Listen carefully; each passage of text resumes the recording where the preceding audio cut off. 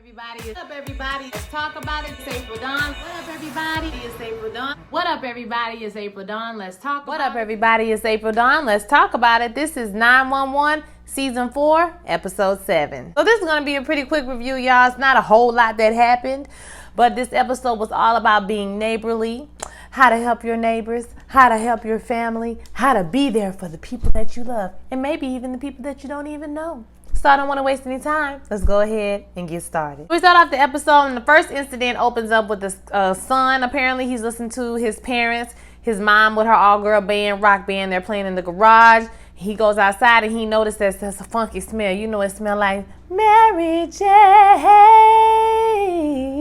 Ooh. They getting high, and they having a good time. And so he goes back inside. Well, he turns around to go back inside, and then they start screaming and hollering, and then they turn around and he notices that they're bleeding from their mouths, they bleeding from their ears, child, they bleeding from everywhere. So he go ahead and call the 911 people, child. And they come over there, and basically it was a cute little funny scene because they was like, oh, you know, like slapping people on the butt and saying all kind of crazy stuff because they was high. But the weed that they bought was synthetic weed, and the guy's been selling it as, you know, regular weed or whatever. So they had gave some to like all their neighbors. So, you know, this crew got to go around and check on everybody to make sure these old people not bleeding from the mouth like vampire, like Dracula, bitch. Okay. We see Buck. He's on a terrible date with a girl named Veronica, and this lady takes offense to literally everything he says. She's super annoying on purpose. He makes a joke about the girl. You remember the girl who threw the poo out the window? We got her. He asked her if she wants to have dessert. And, you know, he makes a joke about his weight, you know, just trying to be funny. And she don't take it as funny, honey. She don't like that. She says she's talking about his weight. And then he goes home to complain to his roommate. Y'all remember his roommate is Chimmy's brother. Isn't his name Eric or something like that? But and he goes to take out the trash, and he realizes that him and Veronica are roommates, not roommates. Him and Veronica live in the same apartment. Awkward. So this episode, Hen's mother comes to visit, Marsha Warfield. And when I tell you this casting was amazing, they look like they actually could be mother and daughter. It was giving me everything that I wanted, everything that I didn't know that I needed. Hen is not happy about this, and we find out that Hen's mom is not only visiting, she's moving to Los Angeles. What? Tina comes to visit Michael at his place, and she finds that he has a wall of windows. We almost forgot that Michael was an architect, but he actually is an architect. And he has this big wall of windows, and the HOA is not complaining about it anymore because guess what? He's the president of the HOA. If you can't beat him, join him. We also find out that he has a new hobby, which is being a nosy Nancy, which is spying on your neighbors, which is not minding your business. And anybody who watches my channel knows that minding your business is priceless, okay? It's priceless. It costs you nothing. $3.99. It's priceless, and it costs you nothing at the same time.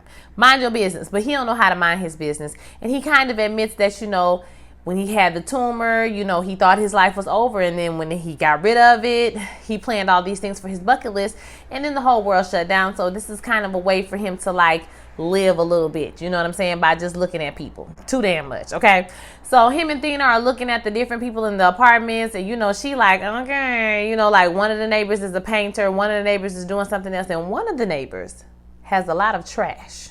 He's like, I don't know what he doing with all this trash. You know, he always emptying trash. And Thena's like, I'm sorry, you need to mind your business. Like, this is a little bit too much. I'm going to pray for you, and I'm going to go ahead and get up out of here, okay? Then we have a scene where a turkey is on the loose, honey, and it ain't even Thanksgiving. So there's a turkey that apparently that's been running around this neighborhood, and people have been feeding the turkey because that's what people do, weird shit. And they feeding the turkey, basically thinking it's like a stray cat, or it would stop. You know, it wouldn't harass you and wouldn't be angry with you. So we see everybody has scratches because the turkey has been scratching everybody else because he thinks it's Thanksgiving. And he is not happy with this turkey trot, okay? Eddie and them go out there and they catch the turkey. They put the turkey in the back of the truck and they take the turkey on to Turkey Land. I don't know. Take the turkey back to Turkey Land. Who knows? And we see Hen is complaining. She complaining about her mama. And then we also see that, you know, Thena is over there eating dinner with them. They're going to have dinner with the mom. And she's going to, she asking about Bobby, but she says Bobby is over by Michael's, which, you know, Bobby calls Michael to come over. And Bobby goes over there and subsequently gets wrapped up in the drama that happens. So we see another scene is set with two neighbors. One of the neighbors is trying to build a playhouse boat for his kids. And then we see the other neighbor with the tape measure, like, I'm going to need for you to be 3 feet off my property, like on period. You know what I'm saying? They arguing, and all of a sudden a Humvee flies out of the air and it lands on top of the boat, which lands on top of the old man.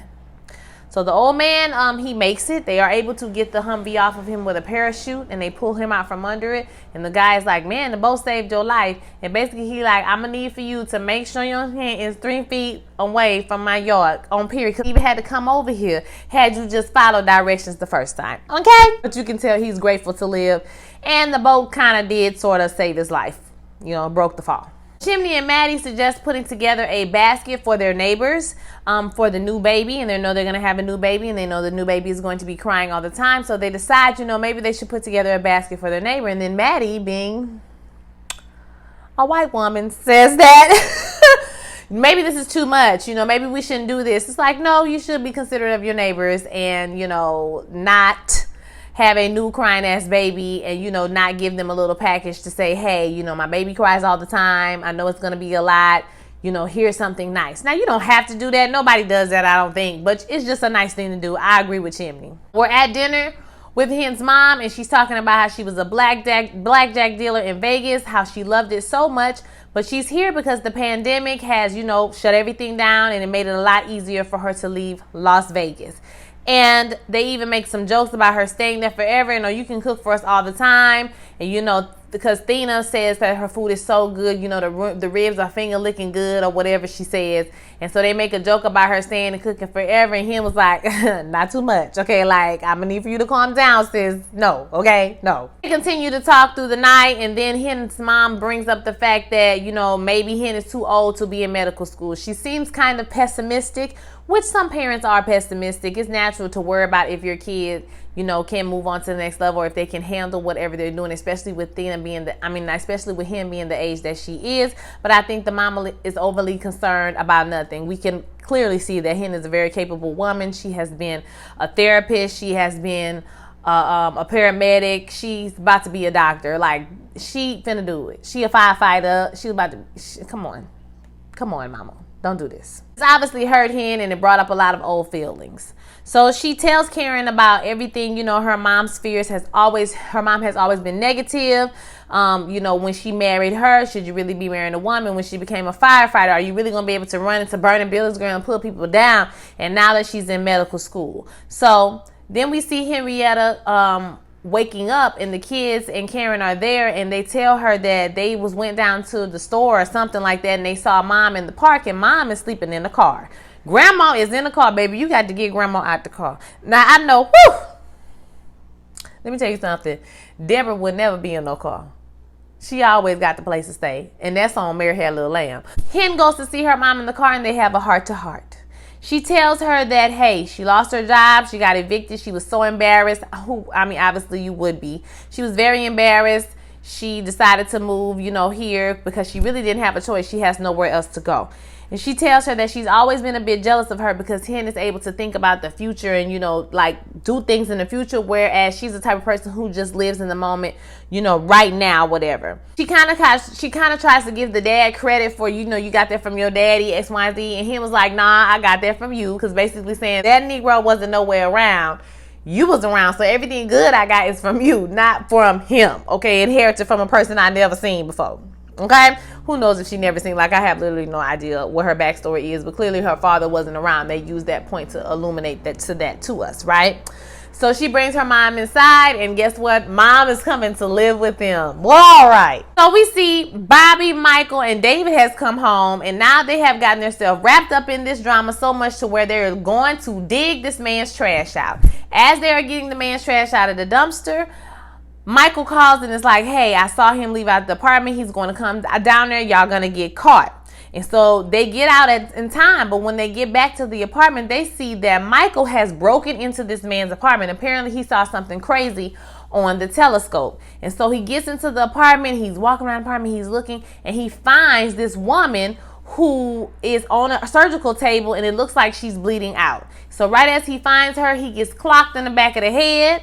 And we see that he wakes up and David is there with him, and the man is gone and the woman is gone as well. So everybody thought everything was cool. So he was like, nah, the woman was still alive. It was a woman in here. So Dina gets the description. She quickly gets the team together, and they realize that the lady lives in the apartment complex building because she didn't have like a purse or keys or anything like that. So she lives there. So they go knocking on all the different doors in the apartments, and they find the woman and they rescue her just in time. And she comes to tell him that they found her, but then they found the man, I think in San Diego or something like that. Basically, he was the surgeon that was disgraced. He moved out there. He was doing a little yang yang here, yang yang, you know what I'm saying, a little bit here, a little bit there. And, you know, he started to do some big surgeries, but then he started getting raggedy and sloppy and left this woman to die, basically. Final scene of this episode is Buck bringing some cheesecake to Veronica to tell her, listen, I know we live in the same apartments, but things don't have to be weird. Things don't have to be strange.